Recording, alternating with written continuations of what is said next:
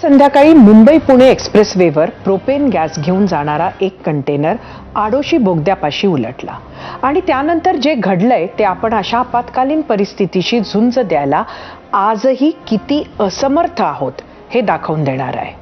मंगळवारी संध्याकाळी 6च्या सुमारास एक्सप्रेसवेवर कोंडी सुरू झाली आणि 24 तास उलटून गेले तरी रांगा फक्त वाढत राहिल्या. कोंडी मात्र सुटू शकली नाही आणि हजारो लोकांनी आपल्या जीवनातील सर्वात असहाय्य करणारा, कुचंबणा करणारा काळ अनुभवला.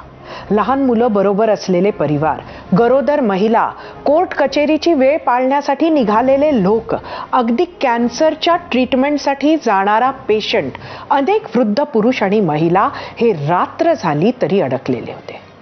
सकाळ झाली पण सूर्याची नवे किरणे दिलासा घेऊन आली नाहीत.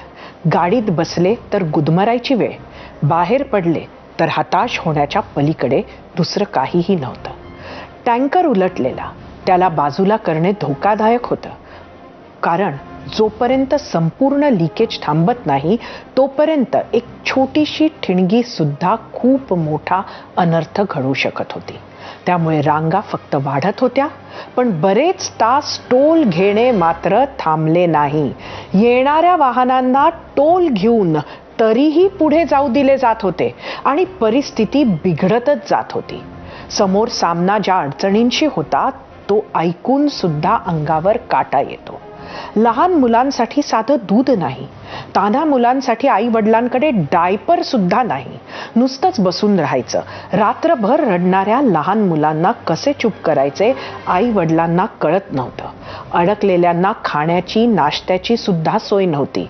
ते सोडा, जवळचे पाणी संपल्यावर प्यायला पाणी सुद्धा मिळत नव्हते. रस्त्यावर सगळ्यात बेसिक म्हणजे शौचालयाचीही सोय नव्हती.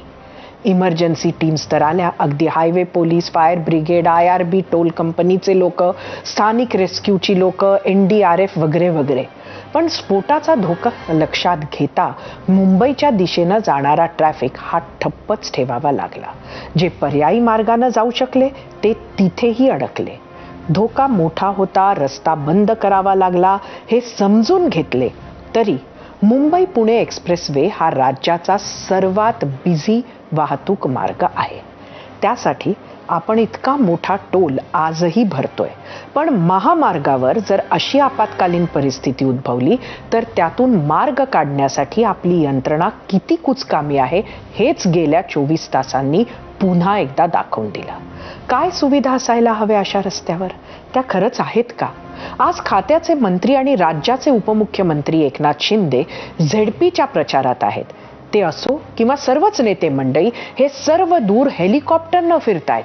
पण असा अपघात घडल्यास वयस्कर, रुग्ण, लहान मुलांना तिथून इमर्जन्सी पद्धतीनं काढण्याची कुठलीच यंत्रणा आपल्याकडे कशी नाही? शासनानं, मंत्र्यांनी डोळे उघडून ह्याकडे बघितलं पाहिजे.